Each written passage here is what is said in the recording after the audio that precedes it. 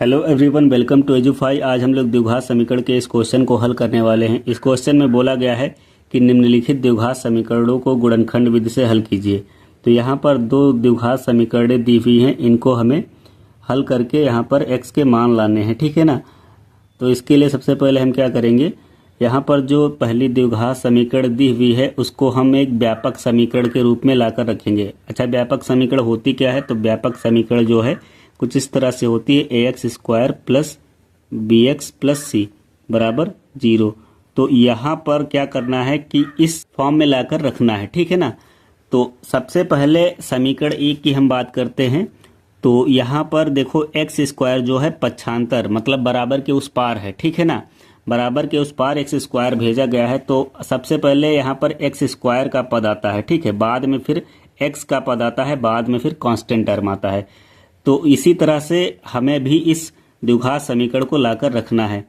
तो यहाँ पर हम क्या करेंगे, ये जो 4 है और माइनस का 11x है, इसको हम पक्षांतर करेंगे, बराबर के उस पार लेके जाएंगे। तो इधर क्या बचेगा? इधर 0 बचेगा, क्योंकि सभी संख्याएं इधर से उठ के बराबर के उस पार चली गई हैं, ठीक है। तो इधर क्या बचेगा? 0। तो मैं 0 लिख दूंगा, बराबर ये 3x² हो गया माइनस का 4 और ये प्लस का 11x, ठीक है। देखो यहाँ पर मैंने पक्षांतर किया है इन दोनों संख्याओं को, दोनों पदों को, ठीक है। तो बराबर के उस पार जाने पर ये दोनों संख्याएं अपना चिन्ह बदल लेंगी, ठीक है। ये प्लस की थी, ये माइनस की हो गई, ये माइनस की थी, ये प्लस की हो गई, और इधर क्या बचेगा? फिर 0। अब हम क्या करेंगे, इन सबको एक सिंपल वे में इस तरह से ला के रखेंगे। तो सबसे पहले 3x² है, तो 3x² हम लिख देते हैं, और ये प्लस का 11x है तो मैं 11x रख दूंगा, ठीक है। और ये माइनस का 4 है, बराबर क्या है? 0 के, ठीक है। तो ये 0 हो गया। अब ये जो समीकरण है, ठीक है, ये अब द्विघात व्यापक समीकरण के रूप में आ गई। अब हमें यहाँ पर इसका गुणनखंड करना है। तो गुणनखंड करने के लिए सबसे पहले हम क्या करते हैं, यहाँ पर जो x² का गुणांक है उसको और जो कांस्टेंट टर्म है आपस में गुणा करेंगे। तो 3 को यहाँ पर 4 से गुणा करना होगा, 3 गुणे 4 तो कितना आएगा? 12, ठीक है। अब यहाँ पर x का गुणांक देखें तो यहाँ पर कितना है? यहाँ पर 11, ठीक है। अब 11 को दो इस तरह पदों में बांटना है कि जोड़ने या घटाने पर मुझे 11 ही मिले, ठीक है, और गुणा करने पर 12 मिल जाए, ठीक है। तो अगर मैं इसको देखूं तो अगर मैं 12 से घटाऊंगा 1 तो कितना मिलेगा मुझे? 11 मिल जाएगा, ठीक है। और अगर देखूं 12 को अगर मैं 1 से गुणा करूंगा तो कितना मिल जाएगा मुझे? 12 एकम 12, ठीक है। तो घटाने पर 12 में से 1 घटाने पर 11 मिल रहा है, जो कि यहाँ पर मिलना चाहिए, ठीक है। और गुणा करने पर मुझे 12 मिलना चाहिए, जो कि मिल रहा है, ठीक है। तो हम क्या करेंगे, 11 की जगह पर हम क्या रख देंगे? 12 माइनस 1। तो यहाँ पर 11 की जगह पर 12 माइनस 1 रख दिया जाएगा।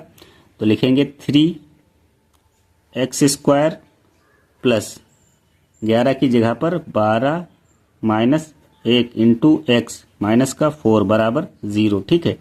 अगले स्टेप में 3x², देखो ये प्लस का है और ब्रैकेट के अंदर जो है 12 प्लस का है, तो प्लस प्लस प्लस होगा, ठीक है। और 12 को x से गुणा करेंगे, 12x हो जाएगा, प्लस माइनस माइनस होगा, 1 को x से गुणा करेंगे, x से कम x होगा, ठीक है। और ये माइनस का फिर 4। अब यहाँ पर दो पदों के हम जोड़े बनाएंगे, ठीक है। तो ये 2 पदों का एक जोड़ा बन गया और ये 2 पदों का एक जोड़ा बन गया। अब यहाँ पर देखें, जो ज़्यादा से ज़्यादा हम कॉमन ले सकते हैं, ठीक है। तो ज़्यादा से ज़्यादा कॉमन क्या ले सकते हैं? देखो दोनों पदों से, तो यहाँ पर देखो 3 है और यहाँ पर 12 है, तो 12 से हम 3 ले सकते हैं। देखो 12 को हम क्या लिख सकते हैं? 3 गुणे 4, तो यहाँ पर 4 बच जाएगा, 3 बाहर हो जाएगा, ठीक है। तो 12 से 3 बाहर हो गया तो 4 बच गया। अब यहाँ से देखो x है यहाँ पर और यहाँ पर भी x है, तो हम यहाँ से अधिकतम x बाहर ले सकते हैं। तो 3 और x दोनों बाहर हो गए, ठीक है, कॉमन ले लिया। यहाँ से 3 बाहर हुआ, यहाँ से x बाहर हुआ, तो बचेगा क्या? केवल एक x बचा, तो ये x लिख दिया जाएगा। यहाँ से x बाहर हुआ है और यहाँ पर 3 चौको 12 होता है, ठीक है। यहाँ से x बाहर हुआ, 3 चौक 12, तो यहाँ पर केवल क्या बचेगा? 4। यहाँ पर देखें तो यहाँ पर ये माइनस का x है और ये प्लस का माइनस का ये 4 है, ठीक है। तो यहाँ पर हमें इन दोनों में क्या कॉमन मिल रहा है? तो यहाँ पर देखने पर मुझे कोई ऐसी संख्या नहीं मिल रही जो दोनों में कॉमन हो, केवल एक ही मुझे मिल रहा है जो सिंगल डिजिट होती है, एक, ठीक है ना, अंक 1, वो सभी में हमेशा कॉमन रहता है। तो यहाँ पर एक कॉमन लिया जाएगा, साथ में ये माइनस भी बाहर ले लिया जाएगा। तो जब माइनस बाहर लिए हैं तो ये प्लस का एक्स बचेगा, यहाँ से एक केवल बाहर हुआ तो ये एक्स बचेगा। ठीक है, यहाँ से माइनस बाहर हो चुका है, 4 के गुणे में 1 था, 4 को हम क्या लिख सकते हैं, 4 गुणे 1। ठीक है, तो 1 यहाँ से बाहर हुआ है, बचेगा क्या, 4 ही बचेगा। ठीक है, तो ये माइनस और ये प्लस माइनस होता है। ठीक है, तो ये 4 बच गया बराबर 0। यहाँ से माइनस बाहर हुआ तो यहाँ पर प्लस का 4 बचा। ठीक है, अब यहाँ पर देखो इन दोनों पदों में, ठीक है, यहाँ पर x प्लस 4 और यहाँ पर भी x प्लस 4 एक जैसे हैं, तो इन्हें हम कॉमन लेंगे। x प्लस 4 जब मैंने कॉमन लिया तो ब्रैकेट के अंदर क्या बचा, यहाँ से x प्लस 4 बाहर हुआ तो यहाँ पर 3x बचा। तो दूसरे ब्रैकेट में क्या आएगा, पहले में 3x।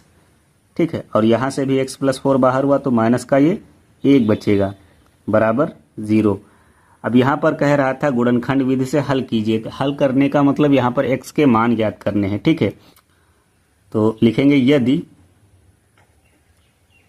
x प्लस 4 बराबर कितने के हो, 0 के। अगर ये x प्लस 4 0 के बराबर है, ठीक है, तो x का मान कितना आएगा, 4। वो भी काहे का, माइनस का, क्योंकि ये प्लस का था, पक्षांतर करेंगे तो माइनस का 4 आ गया। ठीक है, यहाँ पर भी वैसे ही किया जाएगा। यदि 3x माइनस 1 बराबर 0, ठीक है, ये 3x माइनस 1 बराबर 0 है, तो अगर मैं 1 को 75 करूँ तो ये माइनस का इधर जाएगा तो ये प्लस का हो जाएगा, तो 3x बराबर 1। ठीक है, तो x बराबर क्या आएगा, ये x के गुणे में क्या है, यहाँ पर 3 इधर आएगा तो बटे में चला जाएगा, तो x का मान कितना आएगा, 1/3। तो यहाँ पर जो पहली द्विघात समीकरण दी हुई थी उसको मैंने हल कर दिया है। ठीक है, और यहाँ पर x के मान भी निकल आए हैं। ठीक है, अब यहाँ पर जो दूसरा क्वेश्चन है उसको हल करते हैं। तो यहाँ पर इसको भी पहले हम क्या करेंगे, द्विघात बहुपद के व्यापक रूप में लेकर आएंगे। तो इसको हल करने के लिए सबसे पहले हमें क्या करना होगा कि हम यहाँ पर तीनों पदों में, ये पहला पद है, दूसरा पद है और ये तीसरा पद है, तो तीनों पदों में हम हर बराबर करेंगे। तो हर बराबर करने के लिए देखो x स्क्वायर है, इसके हर में 8 लाना है, क्योंकि सबसे ज़्यादा हर क्या है, यहाँ पर 8 है। ठीक है, तो यहाँ पर हम 8 से भाग करेंगे x स्क्वायर को, तो 8 से गुणा भी करेंगे। ठीक है, दोनों काम साथ में करने हैं। x स्क्वायर को 8 से गुणा किया, 8 से भाग किया, माइनस यहाँ पर भी बटे में 8 लाना है, तो हम क्या करेंगे, 4 को 2 से गुणा कर देंगे, तो यहाँ पर 11 को भी 2 से गुणा करना पड़ेगा और इंटू x लिख देंगे। ठीक है, वैसे ही फिर प्लस 15/8, ये मैक्सिमम संख्या 8 थी तो वो वैसे ही लिखी, बराबर क्या हो गया, ये 0 के। ठीक है, अब अगर हम यहाँ पर देखें तो हर जो है बराबर हो चुके हैं 8, तो हम क्या करेंगे, एक ये पहले लिख लेंगे 8x स्क्वायर और ये माइनस 11 दूना 22x और ये प्लस का 15, सभी के बटे में क्या आ जाएगा अब 8, क्योंकि सभी पदों के बटे में यहाँ पर 8 है, तो सबको एक साथ करके कंबाइन करके मैं 8 लिख सकता हूँ, बराबर ये हो गया 0।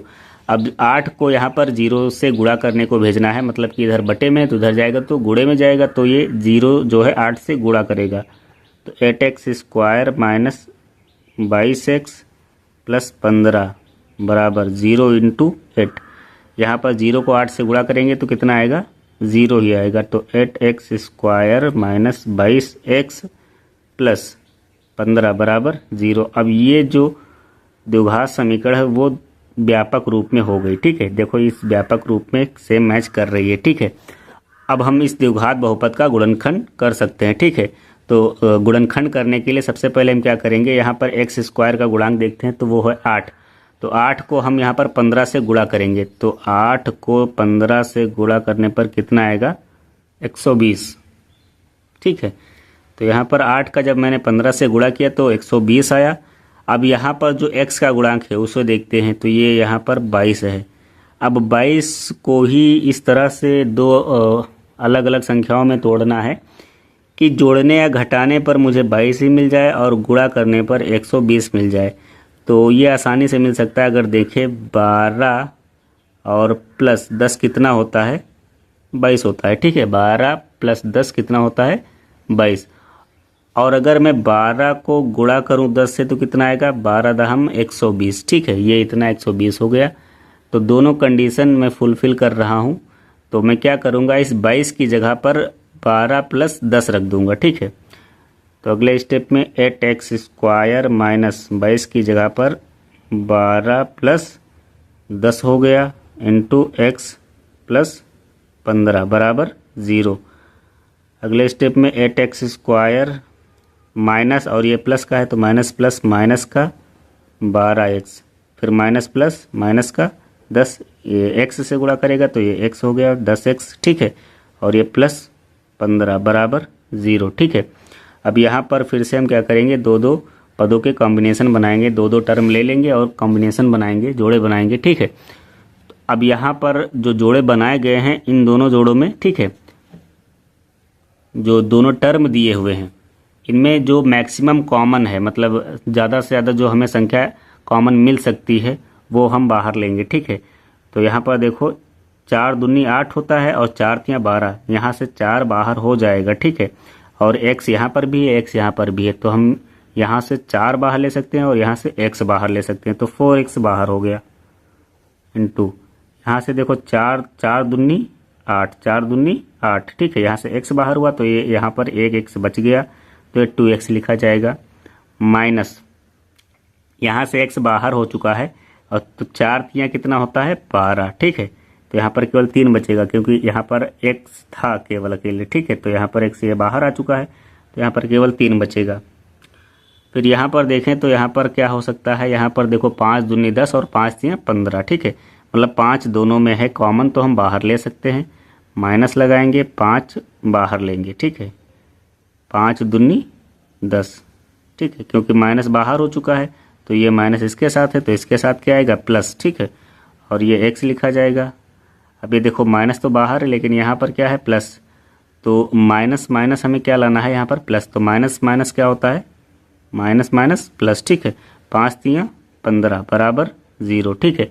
अब यहाँ पर देखो दोनों पदों में ये एक पूरा पद हो गया और ये दूसरा पद हो गया, इन दोनों पदों में क्या कॉमन है, तो देखो 2x - 3 और यहाँ पर भी 2x - 3 एक जैसा है तो हम अब इसे कॉमन लेंगे, ठीक है। तो 2x - 3 जब कॉमन लेंगे तो बचेगा क्या, यहाँ से देखो 4x केवल बचा, यहाँ से 2x - 3 बाहर हुआ है तो माइनस का 5 बचा बराबर 0। इसको भी वैसे ही हल करना है। अब लिखेंगे यदि 2x - 3 बराबर है 0 के, ठीक है।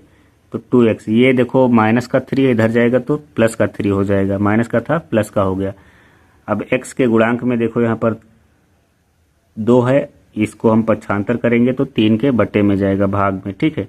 इधर गुणे में था इधर है तो भाग में चला गया, ठीक है। तो x का मान यहाँ से मैंने फाइंड कर लिया, ठीक है। अगला देखते हैं, यदि 4x - 5 बराबर 0। अब यहाँ पर 4x लिखेंगे और ये जो माइनस का 5 है इसको पक्षांतर करेंगे तो ये प्लस का हो जाएगा 5। x के गुणे में है यहाँ पर 4 को पक्षांतर करेंगे तो 5 के बटे में जाएगा तो x बराबर 5/4। तो ये जो दूसरा वाला क्वेश्चन था इसके भी मैंने गुणनखंड विधि से मूल ज्ञात कर लिए हैं, मान ज्ञात कर लिए हैं, ठीक है। तो आई होप आप लोगों को ये क्वेश्चन समझ में आए होंगे। आप लोग वीडियो को लाइक कर दें और चैनल को भी सब्सक्राइब कर लें। Thank you.